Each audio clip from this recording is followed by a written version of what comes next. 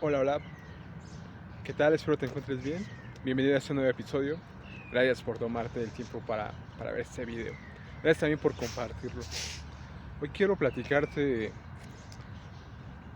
algo que he entendido y que me ha parecido fascinante, ¿no? Te lo cuento para que tú lo leas por ti, lo busques, lo investigues y para ti sea también algo, algo tan interesante como me resultó a mí, ¿no? Ya te había platicado exactamente de los pactos, ¿no? De cómo se hacía un pacto en la antigüedad y que precisamente Pablo nos explica en Gálatas que un pacto, aunque sea de hombres, nadie le puede agregar y nadie le puede quitar. Entonces, con base a eso, tenemos que darnos cuenta de que ese pacto que se hace en el libro de Génesis, capítulo 15, capítulo 17, es un pacto con Abraham, donde es un pacto con él y con su descendencia, ¿no? Tus hijos, yo seré el Dios de tus hijos, de tu descendencia, y ellos serán mi pueblo. Es una promesa que se le hace a Abraham, pero en esa misma promesa hay una cláusula, ¿no? Bueno, digamos que una tierra de por medio, ¿no? Capítulo 15 de Génesis, versículo 18. En aquel día hizo Jehová pacto con Abraham diciendo: a tu descendencia daré esta tierra, desde el río de Egipto hasta el río grande, el río Eufrates. La tierra prometida, ¿no? La tierra de Canaán. Es una promesa que se le hace a Abraham y se le ratifica en el capítulo 17 precisamente, donde se le vuelve a ratificar ese pacto, ¿no? Capítulo 17 de Génesis, versículo 6. Bueno, versículo 4. He aquí mi pacto es contigo y serás padre de muchedumbre de naciones, de muchedumbre de gentiles. La palabra que aquí se utiliza es en el original hebreo goy. Tú lo puedes buscar en tu concordancia Strongs. Te darás cuenta que la palabra goy significa naciones gentiles, ¿no? Por eso cuando tú veas la palabra gentiles en el Nuevo Testamento, Pablo apóstol a los gentiles. ¿A quién está buscando? Sí, Pablo apóstol está buscando a esas naciones que fueron prometidas a través de Abraham, serían hijos de Abraham, ¿no? Como nos dice aquí, escucha lo que dice. Versículo 6. Y multiplicaré en gran manera. No, versículo 4. He aquí que mi pacto es contigo y serás padre de muchedumbre de naciones, de muchedumbre de gentes, de muchedumbre de gentiles. Y no se llamará más tu nombre Abraham, sino que será tu nombre Abraham, ¿no? Se le agrega una H que es la H, la Hei, la letra Hei en el hebreo, que curiosamente es una letra del nombre santo de nuestro Padre, ¿no? De Adonai, de Yahvé, que es, quizás si lo desconoces, posiblemente en tu Biblia venga te invito a que busques en el glosario cuando aparece la palabra Yahvé o Jehová en la Reina Valera, te darás cuenta que trae una anotación que te lleva al glosario donde dice cuál es ese nombre, ¿no? Tetragramatrón, que son las 4 letras del nombre de nuestro Padre, de Adonai. La Y, la H, la V y la H, ¿no? Yud He Bad Hei, que es de donde se deriva este nombre de Yahvé, Yahweh o Jehová, ¿no? Porque obviamente son las 4 letras de su nombre que obviamente en realidad lo que representan es eso, ¿no? El eterno, ¿no? El que es, el que será, el alfa y el omega, que es más que nada lo que representa ese nombre, las 4 letras, la Yud Hei Bad Hei, que son como se le presenta a Moisés, ¿no? Yo soy el que soy, el que era y el que es, ¿no? El eterno. Bueno, pero como podemos ver, le da un nombre a una letra de su nombre, la H, la Hei, ¿no? Ya no te llamarás más Abraham, sino te llamarás Abraham. Abraham, porque te he puesto por padre de muchedumbre de gentes, ¿no? Automáticamente le cambia el nombre, que cuando empieces a estudiar sobre las leyes del Antiguo Oriente te darás cuenta que cuando te cambiaban el nombre era para darte honor y era para adopción, ¿no? Automáticamente cuando Jacob es cambiado su nombre de de Jacob a Israel, automáticamente el rey del universo, nuestro Padre eterno, lo está tomando como su hijo y está entrando en pacto con él, ¿no? Y le está cambiando el nombre, convirtiéndose en su rey, ¿no? Y aquí exactamente es lo que pasa, ¿no? Entra en pacto, te cambia el nombre, y eso también lo podrás checar en Apocalipsis, cuando nuestro Señor Jesucristo, Yeshua, a partir del capítulo 2, las cartas a las iglesias, vas a ver que dice, y les daré un nuevo nombre, ¿no? Una piedrecita, etcétera, etcétera. Todo eso te invito a que tú lo leas en el libro de Apocalipsis, te darás cuenta cómo cada uno de nosotros vamos a tener un nuevo nombre, ¿no? Eso es algo muy, muy interesante, ¿no? Ya que tiene que ver con las leyes de adopción, ¿no? Cuando tú tienes un hijo y automáticamente lo vas a registrar, tú le das tu nombre, ¿no? Tu apellido. Y es algo que se utiliza obviamente, bueno, de hecho es algo que se implementó desde la antigüedad, ¿no?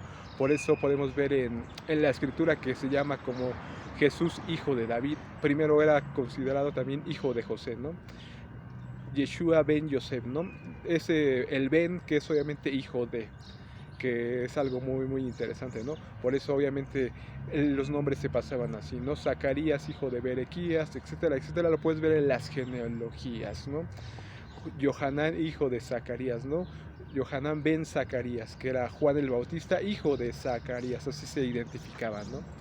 Tal cual el nombre, que es algo, un aspecto legal muy, muy interesante, ¿no? Pero ahorita estamos viendo con la promesa de la tierra, que obviamente también tiene que ver con legalidad, ¿no? Porque como nos dice Pablo, un pacto aún siendo de hombres, nadie le puede agregar ni le puede quitar. Versículo 6. Y te multiplicaré en gran manera y haré naciones de ti, y reyes saldrán de ti. Y estableceré mi pacto entre mí y ti y tu descendencia después de ti en sus generaciones.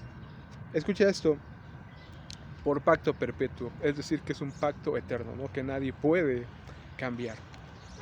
Por pacto perpetuo para ser tu Dios y el de tu descendencia después de ti. Creo que eso ya lo habíamos platicado, ¿no?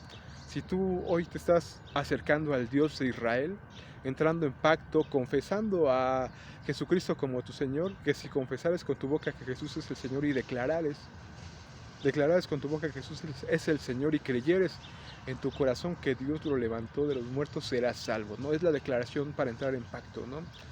Él es el Rey y tú le declaras lealtad y Él en ese momento se convierte en tu Padre, te adoptan, ¿no? Por eso es lo que nos explica Pablo a través de todas sus cartas, ¿no? Por eso hoy podemos ser llamados hijos del Dios viviente, ¿no? Porque somos adoptados y aprendemos ese nombre de hijos de Dios, ¿no?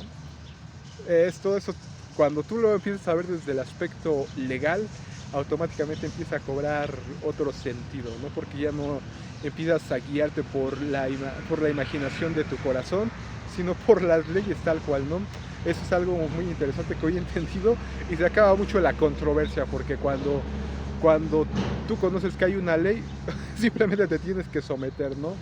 Dices, cuando entiendes, por ejemplo, los 10 mandamientos, no robarás, no matarás, son leyes, ¿no? Automáticamente tú sabes que si robas o si matas, estás automáticamente quebrantando las leyes, ¿no? Que son leyes eternas y pues automáticamente sabes que te espera un castigo, sabes que estás haciendo mal, ¿no? Entonces ya cuando tú sabes que hay estas leyes, pues automáticamente tú ya no las puedes cambiar y tú tienes que apegarte a ellas, ¿no? Y como te digo, aquí hay un pacto, hay una tierra de por medio, pero ¿cómo nosotros podemos heredar esa tierra si dices, pues es que yo no soy a lo mejor israelita, yo no soy judío, ¿no? Yo soy colombiano, yo soy guatemalteco, argentino, etcétera, etcétera, ¿no? Entonces, ¿cómo voy a poder heredar la tierra prometida, ¿no? La tierra de Canaán? Pues obviamente aquí está una de las pautas, ¿no? He aquí mi pacto es contigo y serás padre de muchedumbre de gentes, muchedumbre de goys, de naciones, de gentiles. Y no se llamará más tu nombre Abraham, sino que será tu nombre Abraham, porque te he puesto por padre de muchedumbre de gentes. Y te multiplicaré en gran manera, y haré naciones de ti, y reyes saldrán de ti. Y estableceré mi pacto entre mí y tu descendencia después de ti en sus generaciones, por pacto perpetuo, para ser tu Dios y el de tu descendencia después de ti. Escucha esto, y te daré a ti y a tu descendencia después de ti la tierra en que moras, toda la tierra de Canaán, en heredad perpetua y seré el Dios de ellos. Dijo de nuevo Dios a Abraham: en cuanto a ti, guardarás mi pacto, tú y tu descendencia después de ti por sus generaciones. Pacto perpetuo. Hoy, si vemos el conflicto en Medio Oriente, entenderás que todo es por una herencia, por una tierra, la tierra de Canaán, ¿no?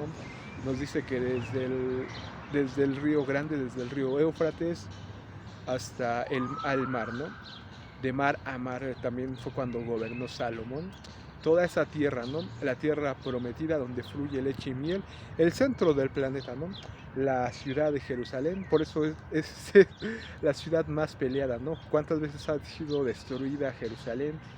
En la Biblia nos mencionan cuando fue destruido el templo de Salomón, cuando fue destruido el templo en la época después del nacimiento de nuestro Señor Jesús, en el año 70 más o menos de esta era actual, fue nuevamente destruido el templo, y desde esa época hasta hoy no ha sido reconstruido, ¿no?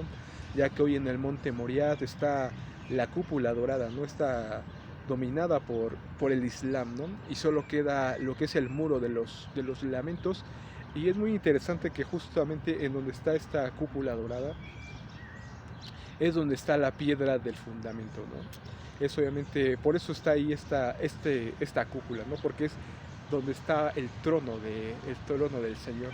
Está muy relacionado a el lugar donde Jacob se recostó y vio la escalera que subía, donde subían y bajaban ángeles, que precisamente está aquí en el capítulo 28, permíteme buscarlo. Aquí está. Salió pues Jacob de Berseba y fue a Aram, y llegó a un cierto lugar, escucha, y durmió ahí porque ya el sol se había puesto, y tomó de las piedras de aquel paraje y puso a su cabecera y se acostó en aquel lugar. Ahí está una piedra, que es la piedra del fundamento, ¿no? Que obviamente la piedra del fundamento, la piedra principal, piedra angular, es nuestro Señor Jesucristo, pero tiene que ver con que ahí es el trono del Altísimo, ¿no? Por eso es Jerusalén la ciudad santa, y es la ciudad que va a gobernar, ¿no? Bueno, porque ahí va a venir nuestro rey. Puso por cabecera y se acostó en aquel lugar y soñó. Y aquí una escalera que estaba apoyada en tierra, y un extremo tocaba en el cielo, y aquí ángeles de Dios que subían y descendían por ella. Y aquí Jehová estaba en lo alto de ella, el cual dijo: yo soy Adonai, el Dios de Abraham, tu padre, y el Dios de Isaac. La tierra en que estás acostado te la daré a ti y a tu descendencia. Será tu descendencia, escucha eso, como el polvo de la tierra, y te extenderás al occidente, al oriente, al norte, al sur. Escucha esto, y todas las familias de la tierra serán benditas en ti y en tu cera, en tu simiente. Entonces ahí está nuevamente confirmando el pacto con Isaac y después con Israel o Jacob, ¿no? Y qué interesante, le vuelvo a decir lo mismo: tu descendencia será como la arena del mar, que no se puede contar, y se extenderán al norte, al sur, al este, al oeste, es decir, a los 4 puntos de toda la tierra, ¿no? Hoy la descendencia de Abraham, de Isaac y de Jacob está en todo el mundo, ¿no? Obviamente, si tú ya te apegaste al Dios de Israel, eres parte de esa descendencia, ¿no? Y que estás buscando la adopción, ¿no? Todo eso nos lo explica excelente Pablo, ¿no? Que era un abogado de la ley, que obviamente cuando tú lo ves como tal, como un abogado de la ley, te está viendo claro, él está mostrando la herencia, mostrando la legalidad desde Abraham hasta Jesucristo, y cómo los gentiles, los que hoy no pueden comprobar que son judíos, ¿no? Porque después que yo no puedo comprobar que soy judío para ir a reclamar un pedazo de tierra a Israel, ¿no? Entonces, ¿cómo podía entrar ahí? Es cuando vemos cómo a través de nuestro Señor Jesucristo tenemos esa herencia. Efesios capítulo 2 nos dice, a partir del versículo 11: por tanto, acordaos de que en otro tiempo ustedes, los gentiles, en cuanto a la carne, eras llamados incircuncisos por la llamada circuncisión hecha con mano en la carne. ¿A qué se refiere con la circuncisión y circuncisión? No hay que olvidar que la circuncisión es parte de un pacto. Precisamente en el capítulo 17 de Génesis nos dice que sería la señal del pacto. O en la época de nuestro Señor Jesucristo, obviamente cuando tú querías entrar a formar parte de Israel, solo había una forma de entrar, ¿no? Era convertirte al judaísmo en este caso, ¿no? En ese momento eran los fariseos y los saduceos. ¿Y qué te pedían? Obviamente te convertías en un prosélito, ¿no? Tenías que buscar un maestro que se convirtiera en tu tutor, prácticamente en tu padre, ¿no? Que es algo lo mismo que pasó con nuestro Señor y sus discípulos.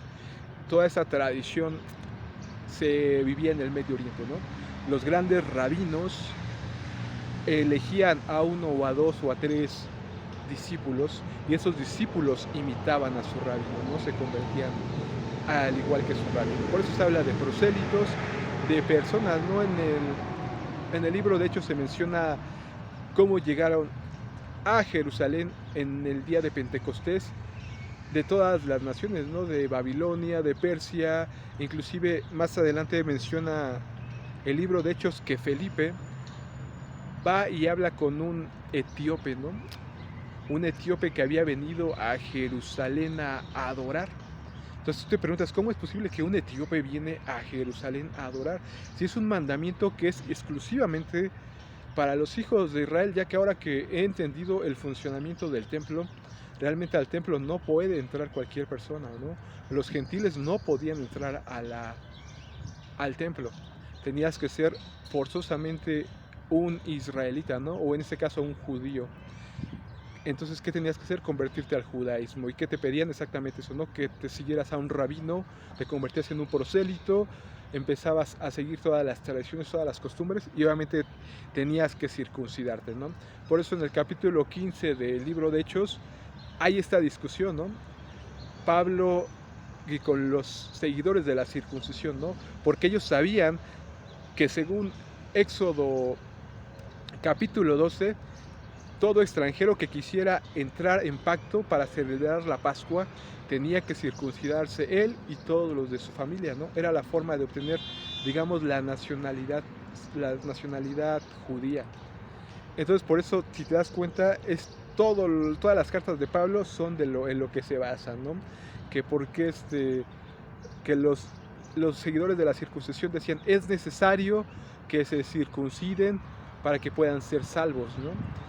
Y ahí es donde empieza la controversia y el conflicto, porque Pablo les dice no, y tiene que subir a Jerusalén, porque hoy sabemos claramente que la salvación es gratuita, ¿no? Es por gracia, no por obras, para que nadie se gloríe, ¿no? La circuncisión no tiene que ver nada con la salvación, ¿no? La salvación es un regalo inmerecido, un regalo que es dado por gracia. Entonces, por eso, como te lo explico, entonces en ese tiempo todos los extranjeros tenían que circuncidarse, entrar a convertirse al judaísmo y podían entrar al templo, podían ir a ofrecer sacrificios, ofrendas y ir a festejar, porque es un mandamiento para los hijos de Israel que cada varón tenía que presentarse 3 veces al año en el templo. 3 veces al año te tienes que presentar. Por eso vas a ver a través de todos los evangelios cómo nuestro Señor Jesucristo subió a la fiesta de Pascua, a la fiesta de tabernáculos, y como los apóstoles estaban orando en el aposento alto, que el aposento alto es parte del templo, ¿no? No es una casa, no es una... Porque también es algo que hoy pude aprender. Cuando yo leía, estaban en el aposento 120 personas, y dices, pues qué casa era, ¿no? Era una casa tremenda, ¿no? Para que hubiera 120 personas. No, era parte, el aposento alto era parte de la casa, porque obviamente la casa así se le llama al templo, ¿no? Es un hebraísmo con el que se le denomina a la casa, ¿no? Mi casa será casa de oración para todas las naciones. Así se hace la referencia al templo, ¿no? Y obviamente puedes ver cómo los apóstoles subían a las 3 de la tarde a orar, o a las 9 de la mañana, que son las horas del sacrificio. Lo mismo que Daniel estaba orando a las 9, a las 3. Por eso cuando tú entiendes a qué hora eran los sacrificios, entiendes a qué horas estaban orando, ¿no? Porque sabemos que Daniel oraba 3 veces al día. Y que en el libro de Daniel te menciona la hora del sacrificio de la tarde, la hora del sacrificio de la mañana, te menciona el libro de los Hechos de los Apóstoles, cómo subieron los apóstoles al templo a orar, etcétera, etcétera, ¿no? Una vez que entiendes todos estos conceptos, pues obviamente todo se te abre, ¿no? Porque entiendes por qué había etíopes, porque obviamente era un judío, aunque era etíope, él ya era perteneciente a la nación de bueno, ya considerado judío, ¿no? De hecho, hoy existen los judíos etíopes, ¿no? Que precisamente son parte de la religión. Hoy te darás cuenta que hay judíos de todas las naciones. Porque tú, siendo latinoamericano, puedes convertirte al judaísmo, ¿no? Pero bueno, el punto es que también algo muy interesante que hoy estuve leyendo y me pareció bastante interesante, fue que cuando tú vas a ver a Etiopía, te das cuenta, bueno, a la reina de Sabá. La reina de Sabá es una reina que vino del sur de África a ver a Salomón. Y esta reina trajo regalos, le preguntó, bla, bla, bla, pero obviamente se quedó impresionada. La cita a nuestro Señor Jesucristo: la reina de Sabá juzgará a Betsaida, ¿no? A Corazín, un par de naciones. La cita como que ella fue salva, la reina de Sabá, porque escuchó la predicación del predicador, ya que Salomón se presenta como el predicador en el libro de Eclesiastés, ¿no? Él también daba las buenas nuevas. Bueno, pero el punto es que cuando tú entiendes que Sabá es una región de Etiopía, entonces empieza a hacerte clic, ¿no? Dices, claro, son los descendientes de la reina de Sabá, etíope, ¿no? Era un eunuco etíope, un alto funcionario, dice, de la reina de Etiopía. Claro, la reina de Sabá enseñó a seguir al Dios de Israel en Etiopía, y hasta la fecha, en ese momento, había etíopes subiendo hasta Jerusalén, ¿no? Siendo judíos ellos, adorando al rey de Israel. Y según la ley, todo extranjero tendrá las mismas leyes que el natural, ¿no? También eso es muy interesante, ya que la repartición de la tierra será exactamente igual, ¿no? El extranjero que habita en cada tribu va a recibir su herencia en la tribu en la que more, ¿no? Si tú eres un extranjero, digamos en este caso que no tenemos tribu, en la tribu en la que moremos vamos a recibir nuestra herencia, porque sí, déjame te digo que la tierra de Canaán se va a volver a repartir, ¿no? Como te lo he dicho, vemos aquí en Efesios que nos dice precisamente: en aquel tiempo estaban alejados de la ciudadanía de Israel y ajenos a los pactos de la promesa, sin esperanza y sin Dios en el mundo. Pero ahora en Cristo Jesús, vosotros que en otro tiempo estabas alejados, habéis sido hechos cercanos. ¿Por qué? Por la sangre de Cristo, ¿no? Porque Él es nuestra paz, que de ambos pueblos hizo uno, derribando la pared intermedia de separación. Ahí está, cómo entramos a la nación de Israel: por medio de la sangre de Cristo, ¿no? Obtenemos la ciudadanía, que también es parte de ser hijos de Dios, ¿no? Nos lo explica Juan, ¿no? Que somos hijos y más a todos aquellos que lo recibieron, a los que creen en su nombre, les dio la potestad de ser hechos hijos de Dios. Que obviamente es el pueblo de Israel, la congregación santa. Y entonces se unen todas las piezas, y como te lo digo, ¿no? Al fin de cuentas, por eso te digo que estudies todo lo que es el Pentateuco, los profetas, porque todo eso que pasó se vuelve a repetir. Isaías 46:10 nos dice nuestro Señor, nuestro Padre, de hecho es nuestro Padre el que está hablando en Isaías 46, versículo 10, quien muestra el fin desde el principio, ¿no? Te invito a que lo leas por ti mismo y te darás cuenta que Él te está diciendo que desde el Génesis ya te está mostrando su plan, cuál va a ser la conclusión. Y cuando tú te pongas a estudiar Génesis, te darás cuenta que ahí ya estaba exactamente todo estipulado, todo lo que Él ya tenía planeado, ¿no? Y entiendes que así como se repartió la tierra en su momento Josué, en el libro de Josué se menciona cómo es repartida la tierra por heredad, así se volverá a repartir en el milenio, cuando venga nuestro Señor Jesucristo a reinar en Jerusalén.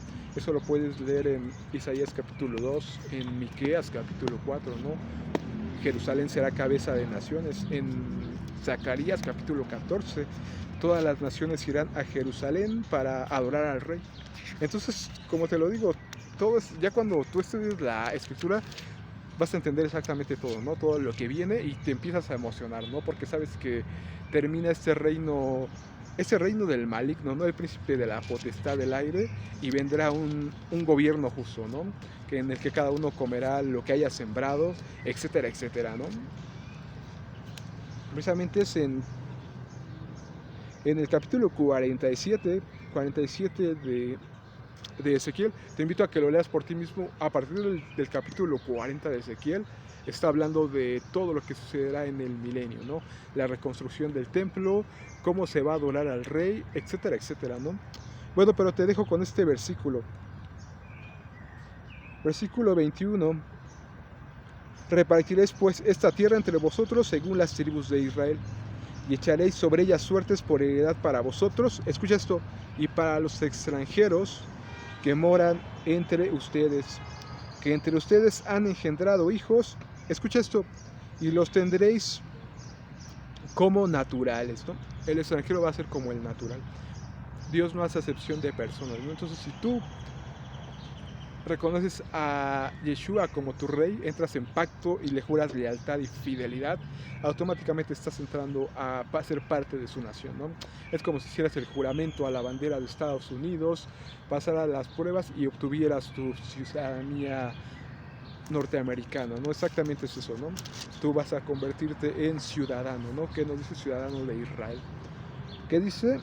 Y serás como naturales entre los hijos de Israel. Echarán suertes con ustedes para tener heredad entre las tribus de Israel. En la tribu en la que morar el extranjero, ahí le darás su heredad. Así ha dicho Adonai, así ha dicho Yahvé el Señor, ¿no? Ahí está. Entonces, obviamente es muy increíble, ¿no? Que aunque seamos extranjeros, realmente no hay acepción de personas, ¿no? Esto también nos lo explica muy claramente Pablo, ¿no? Entonces, si nos apegamos al pacto, tendremos la ciudadanía y como consecuencia la herencia, ¿no? La tierra prometida, y recibiremos heredad y seremos como naturales entre las tribus de Israel. Y obviamente tendremos el acceso a la nueva Jerusalén, porque cuando leas capítulo 21 de Apocalipsis y la nueva Jerusalén descendiendo, te darás cuenta que hay 12 puertas para entrar, y las 12 puertas son pertenecientes a las 12 tribus de Israel. Entonces es necesario formar parte de Israel para poder acceder a todos esos beneficios, ¿no? Y obviamente se obtiene mediante la sangre de Jesucristo. Capítulo 2 de Efesios, léelo por ti. Y pues hasta aquí me quedo, ¿no? Luego seguiremos platicando sobre este tema y otros más interesantes, ¿no? Hasta luego, nos estamos viendo.